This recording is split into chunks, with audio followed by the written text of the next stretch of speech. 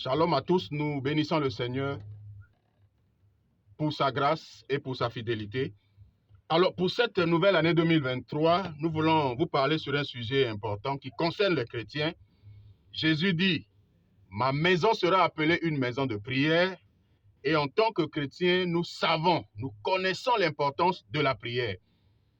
Alors, pour cette année et pour ce message, nous voulons vous parler de la profondeur de la prière. Il ne suffit pas de prier, mais il faut être profond dans la prière. Et nous tirons donc ce message de Genèse chapitre 32, Genèse 32, verset 24, la Bible dit, « Jacob demeura seul, alors un homme lutta avec lui jusqu'au lever de l'aurore. Voyant qu'il ne pouvait le vaincre, cet homme le frappa à l'emboîture de la hanche, et l'emboîture de la hanche de Jacob se démit pendant qu'il luttait avec lui. » La suite, nous le connaissons, verset 30, Jacob appela ce lieu de Péniel, car dit-il, « J'ai vu Dieu face à face, et mon âme a été sauvée. » Alors, donc ici, nous voyons Jacob dans une étape de sa vie. La vie de Jacob était faite d'étapes, de périodes, mais cette période est, à mon avis, la plus importante de la vie de Jacob. Souvenez-vous, quand Jacob allait chez Laban, il est passé par Bethel, qu'il a appelé maison de Dieu, le lieu où Jacob a découvert les choses de l'esprit. Parce qu'à Bethel, il a eu un songe, il a vu Dieu au-dessus d'une échelle et les anges montaient et descendaient. En quittant chez Laban pour revenir vers son frère Ésaü, Jacob va faire une rencontre avec les anges dans un lieu qu'il va appeler Mahanaïm, qui signifie deux camps. Mais ici, c'est le plus important. Jacob dit, j'ai vu Dieu face à face. Jacob a demeuré seul avec Dieu. Jacob a lutté jusqu'à ce que quelque chose se passe dans sa vie. Bien-aimé dans le Seigneur, Jacob qui était un imposteur, Jacob qui était l'homme que nous connaissons avec tous les défauts que nous connaissons de lui, ici, la prière de Jacob n'a été pas pour que Dieu puisse le bénir, parce que Jacob était déjà béni. Et Jacob ici allait à la rencontre de son frère Ésaü. Quand il a volé son droit d'aînesse, Ésaü était furieux contre lui et Jacob était conscient que Ésaü ne le recevra pas les bras ouverts. Sa prière ici n'est pas, Seigneur, tue Ésaü, mon ennemi. Non, la prière de Jacob était pour lui, était pour une transformation, était pour que sa vie change. Bien-aimé dans le Seigneur, au cours de cette nouvelle année, prions, mais prions intelligemment.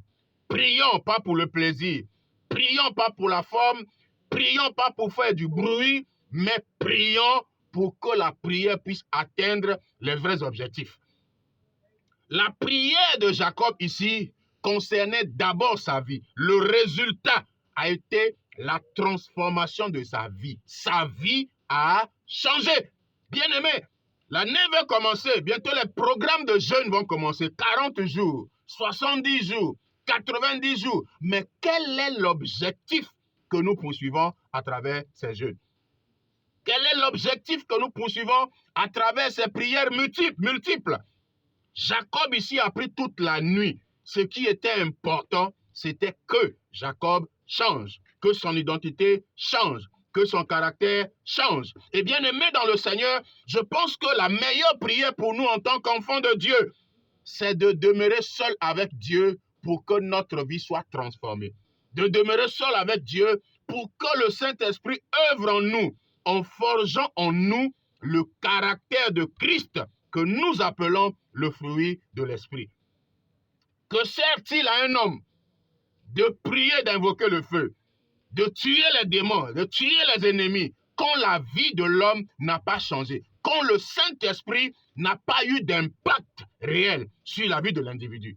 Nous sommes des chrétiens, nous sommes enfants de Dieu, mais Dieu ne veut pas que nous soyons qu'enfants. Dieu veut que nous soyons des fils. Et pour être fils, il faut que nous allions plus loin que ce que fait l'enfant de Dieu. La prière a une première dimension avec Jacob que j'appelle Bethel. À Bethel, c'est la prière ordinaire. À Bethel, c'est la prière de la récitation. À Bethel, on prend un livre, on lit des sujets de prière et on commence à prier. La prière de Bethel ne produit pas beaucoup de résultats. Parfois Dieu exauce, parfois Dieu n'exauce pas. À Bethel, on prie beaucoup, mais à Bethel, il y a très peu de résultats. Parce qu'on prie sans discernement, on prie sans orientation, on prie sans révélation. À Bethel, on prie seulement. Pourvu qu'on dise que j'ai prié. À Bethel, on fait beaucoup de bruit. À Bethel, on tape les mains, on casse les chaises. À Bethel, c'est le brouhaha. Bien-aimés dans le Seigneur, Dieu veut que nous prions, mais ce n'est pas le brouhaha qui fait la puissance de la prière. Jésus était un homme de prière. Vous ne verrez jamais Jésus quelque part en train de crier, faire du bruit, attirer l'attention. Il était un homme du lieu secret. La prière de Jésus était d'abord une intimité avec Dieu. Et quand Jésus sortait de l'intimité, il venait en public et il démontrait la puissance de Dieu. Chrétiens, que notre prière recherche d'abord l'intimité avec Dieu. Que notre prière soit une communion avec Dieu. Que notre prière soit une communication d'esprit à esprit. Que l'Esprit de Dieu parle à notre esprit. Que l'Esprit de Dieu affecte notre esprit. Que l'Esprit de Dieu influence notre esprit et donne à notre esprit d'avoir le caractère qui était en Christ. Bien-aimé, Jésus est amour. Et Jésus a enseigné l'amour. Il a enseigné à ce que nous puissions aimer nos ennemis. Mais aujourd'hui, nous jeûnons, prions pendant plusieurs jours.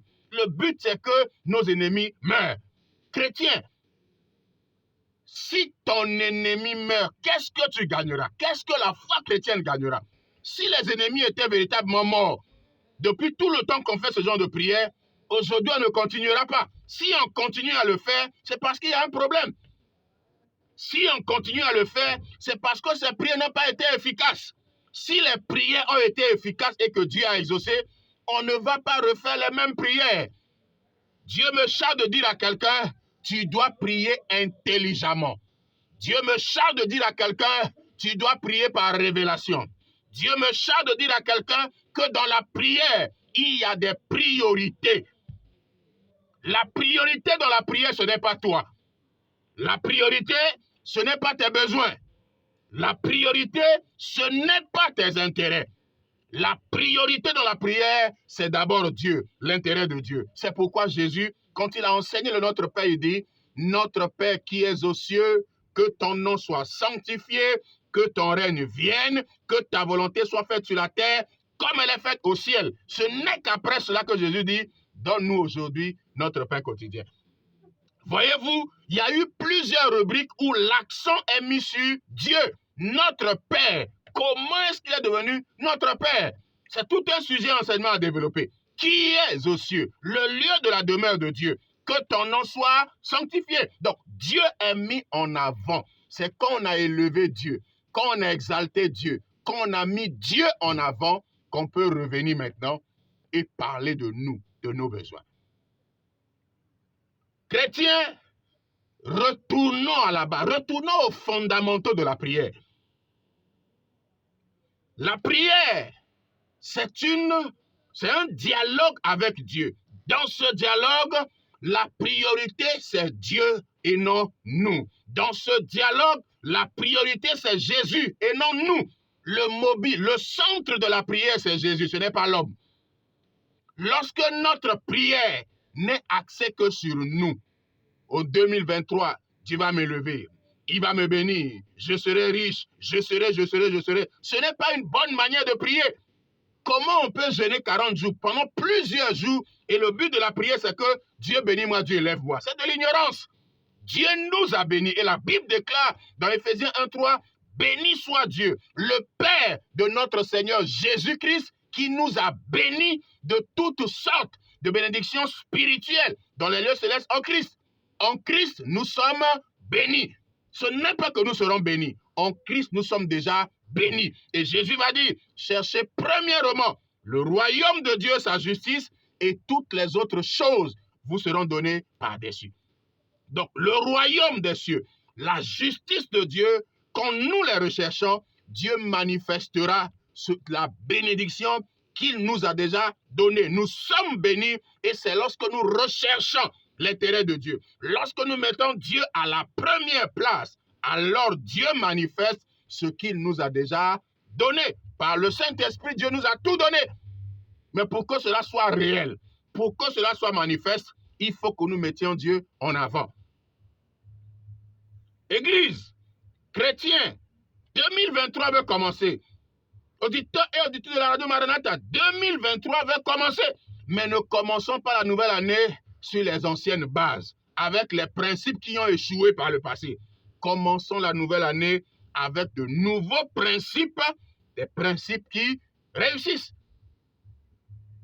Jésus a réussi son parcours, son ministère. Jacob, qui est notre modèle ce jour, il a vécu plusieurs années dans le mensonge, plusieurs années dans le faux. Pourquoi? Parce que son caractère n'avait pas changé.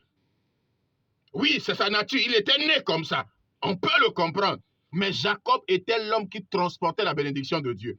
Toutes les bénédictions d'Abraham étaient déposées en Jacob. Il était le dépositaire du plan, du programme de Dieu pour l'humanité, pour les nations, pour le salut. Parce que de Jacob allait sortir Jésus, issu de la tribu de Juda.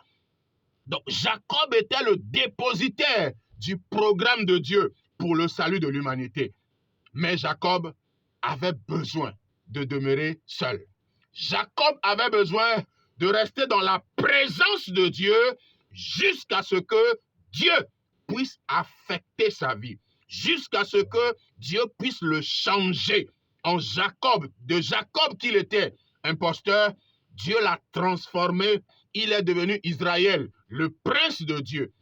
Bien-aimés, il faut que nous aussi, nous quittions l'étape de Jacob, l'homme ancien que nous étions, l'homme que le monde nous connaissait. Et depuis que nous avons reçu Christ, cet homme continue à lutter avec nous. Il faut que nous puissions aller dans la présence de Dieu pour que l'homme ancien, le vieil homme, Dieu puisse le briser. Pour que le vieil homme, Dieu puisse nous en débarrasser. Pour que le vieil homme s'éloigne de nous afin que l'homme nouveau s'installe et qu'il commence à manifester la nature de Dieu. Il est temps aujourd'hui que les chrétiens montrent au monde que nous sommes des fils de Dieu à travers la manifestation du caractère de Christ. Si on a appelé à Antioche, on a appelé les premiers disciples des chrétiens, c'est parce qu'on avait vu Christ à travers eux. Nous avons prié, oui, beaucoup de prières. Nous prions beaucoup plus que Dieu fasse, que Dieu manifeste. Nous prions beaucoup pour le faire, mais nous prions très peu pour l'être. Bien-aimé, l'être passe avant le faire. L'être, c'est ce que nous sommes. L'être, c'est la nature de Dieu qui doit se manifester à travers nous. L'être, c'est le caractère de Christ qui doit se manifester à travers nous. L'être, c'est le fruit de l'esprit. Or, l'esprit de l'esprit, c'est l'amour. Où est l'amour chrétien? Où est l'amour entre nous? Où est l'amour pour le monde? Où est l'amour pour les âmes perdues? Dieu nous a aimés. C'est à cause de l'amour de Dieu, à cause du grand amour que Dieu nous a aimés, que nous sommes sauvés. Mais nous, en retour, que faisons-nous? Combien de prières adressons-nous à Dieu pour que des âmes soient sauvées?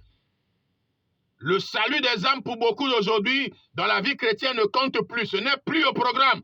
On fait plusieurs programmes pour l'année. Il n'y a pas une rubrique constituée, une rubrique réservée au salut des âmes.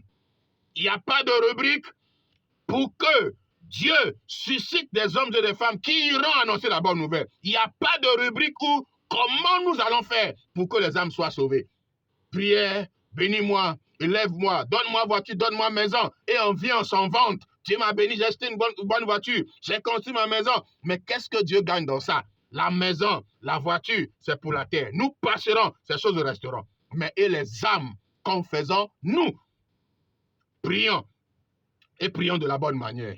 Prions et allons en profondeur.